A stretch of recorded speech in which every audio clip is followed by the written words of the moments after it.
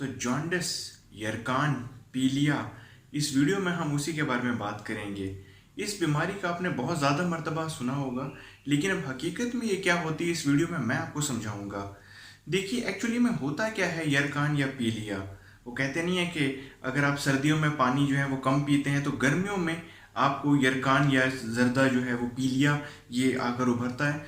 तो होता कुछ ये है कि हमारी बॉडी में खून में कुछ खुलियाँ हैं जिसे हम बोलते हैं आरबीसीज यानी कि रेड ब्लड सेल्स।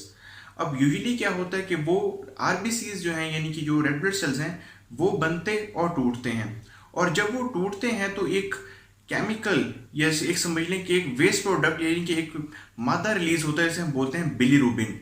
अब आमतौर पे क्या होता है कि जिस बंदे का जिगर जो है वो नॉर्मली काम कर रहा है तो उस बिलीरुबिन को वो नॉर्मली रिमूव कर देता है बॉडी से, और यूजुअली वो वेस्ट प्रोडक्ट में वो बिलीरुबिन आने लग जाता है, जिससे हमारे जो वेस्ट प्रोडक्ट हैं स्टूल्स हैं उनका कलर हो जाता है येलो रंग का। ये हो गई बात नॉर्मली की। अब एक बंदा जैसे जॉइंडस है, लेट्स सपोज अगर एक बंदे को जॉइंडस है तो उसमें जो आरबीसीज टूटते हैं जिगर की किसी खराबी की वजह से, उनका जो बिलीरुबिन है उसको बॉडी से बाहर नहीं एलिमिनेट किया जाता, इसलिए वो बिलीरुबिन जो है वो बॉडी में ही रहता है। और बिलीरुबिन जब बॉडी में रहता है तो उससे क्या होता है कि बिलीरुबिन चूंकि येलो कलर के पीले रंग का होता है तो वो बॉडी में खाल को, स्किन को, आईज को और म्यूकस मेम्ब्रेन यानी कि जो मुंह के अंदर की मेम्ब्रेन और नाक के अंदर की मेम्ब्रेन है उसको येलो यानी कि पीला रंग देना शुरू कर देता है, जिसे हम बोलते हैं कि ये इसको जॉइंडिस होना शुरू हो गया है। आंखें पीली होना शुरू हो जाती हैं, स्किन का कलर पीला होना शुरू हो जाता है और म्यूकस मेम्ब्रेन है उसका कलर पीला होना शुरू हो जाता है। तो इसलिए उसको बोला जाता है कि ये जॉइंडिस है, यरकान हो गया, इसे पीलिया हो गया है। अब देखिए यहाँ तक बात काफ़ी नहीं है, कुछ और भी ऐसी कंडीशन होती है इसमें बंदा जो है वो पीला होना शुरू हो जाता है लेकिन वो जॉइंडिस नहीं होती। जैसे लेट्स सपोज कि सर्दियों के मौसम में किसी बंदे को शौक है बहुत ज़्यादा गाजर का जूस पीने का, तो कैरेट में क्या होता है, गाजर के अंदर होता है कैरोटीन, एक केमिकल यानी कि एक स्ट्रक्चर होता है, केमिकल स्ट्रक्चर। अब कैरोटीन का कलर भी होता है येलो ऑरेंज। तो अगर बहुत ज़्यादा कोई बंदा कैरेट का जूस पीता है सर्दियों के मौसम में तो उसकी भी स्किन और आइज का कलर येलो होना शुरू हो जाता है, लेकिन वो जॉन्डिस नहीं होता।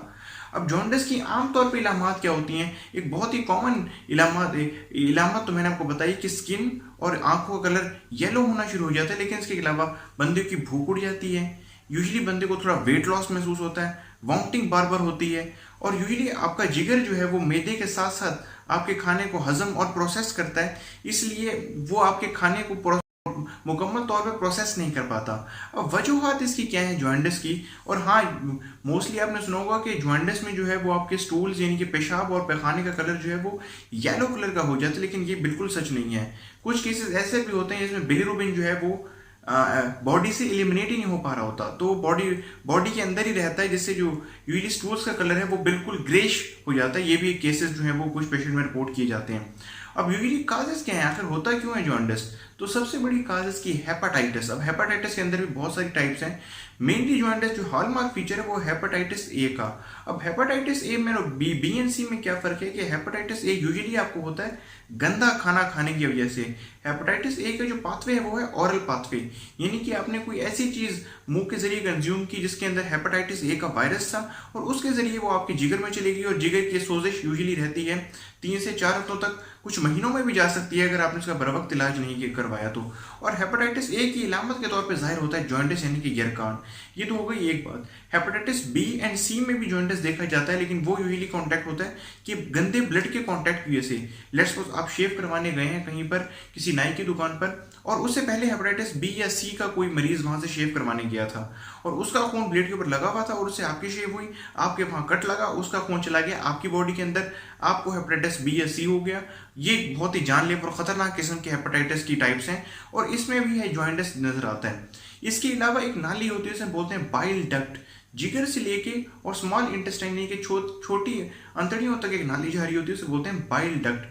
अगर बाइल डक्ट खुदा न खास्ता उसमें कोई रुकावट आ जाए, बाइल डक्ट ऑब्स्ट्रक्शन हो जाए, तो भी यूजुअली बिलीरुबिन बॉडी से प्रॉपर डिस्चार्ज नहीं हो पाता, इसलिए बॉडी का कलर जो है वो येलो या वाइट, बॉडी का कलर जो है वो येलो रंग का होना शुरू हो जाता है, तो इस पर भी जॉइंडिस डेवलप हो जाता है। लेकिन ऐसे जॉइंडिस जो है वो अगर बाइल डक्ट की जो स्टोन की उसकी सर्जरी करवा ली जाए तो जॉइंडिस आपका बिल्कुल खत्म हो जाता है। अब ये हो गई कुछ बातें जॉइंडिस रिलेटेड, लेकिन मोस्ट कॉमनली बात जो यूजुअली निगलेक्ट कर दी जाती है जॉइंडिस रिलेटेड वो ये है कि पानी का कम पीना भी जॉइंडिस का एक सबब बन सकता है। अब वो कैसे, मैं आपको समझाता हूँ। यूजुअली एक बंदा है उसने बिल्कुल भी पानी नहीं पी रहा, तो क्या होगा कि उसका जो ब्लड वॉल्यूम है वो रिड्यूस होना शुरू हो जाएगा, उसका ब्लड थिक होना शुरू हो जाएगा, और यूजली जो आरबी बिलीरुबिन है वो उसके ब्लड में समटाइम्स एकोमुलेट होना शुरू हो जाती है, जिसके ऑलरेडी जो है वो लिवर इम्पेयर हुआ हुआ है, तो उससे भी जॉइंट जैसी सिचुएशन जो है वो प्रोड्यूस हो जाती है। और अगर आप पानी कम पीते हैं तो ये भी जिगर के लिए एक इंसल्ट चीज़ है।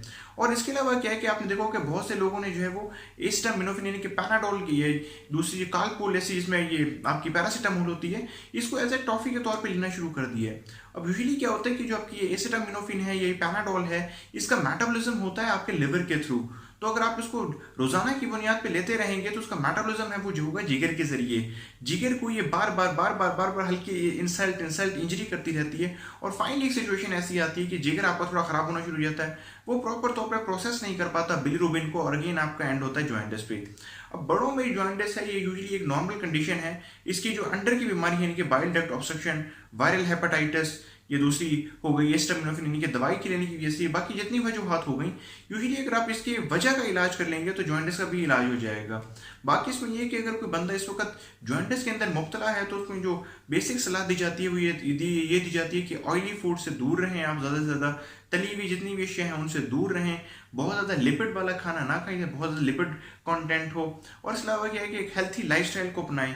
ये यूजुअली होती है, परहेज बताई जाती है कि अगर एक बंदे को जो है वो जॉइंटिस है, और जो दवाएं जो दी जाती हैं वो दी जाती हैं जिस बीमारी से वो मुब्तला हो रही है, जिस बीमारी में, जैसे हेपेटाइटिस में तो यूजुअली हेपेटाइटिस की दवाएं आपको रिकमेंड की जाएंगी, और उसका जब हेपेटाइटिस जैसे आपका ठीक होगा तो आपका जो जॉइंटिस है वो चला जाएगा। तो ये कुछ वीडियो थी जॉइंटिस पर, जिसमें कुछ बेसिक इन्फॉर्मेशन मैंने आपसे शेयर करने की कोशिश की। इससे नेक्स्ट वीडियो में फिर आपसे मिलेंगे एक और इन्फॉर्मेटिव वीडियो के साथ। तब तक मुझे दीजिए इजाज़त। अल्लाह हाफिज़।